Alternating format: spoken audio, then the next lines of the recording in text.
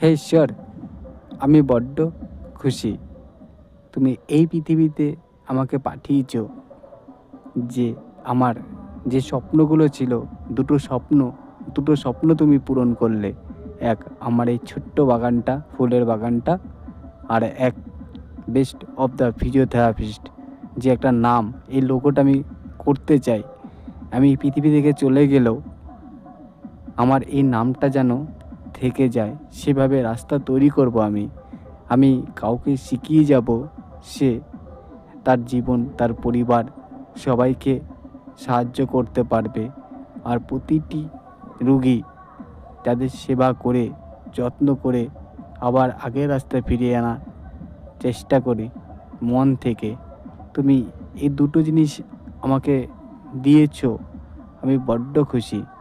তোমাদের জ্ঞানে, তোমাদের সব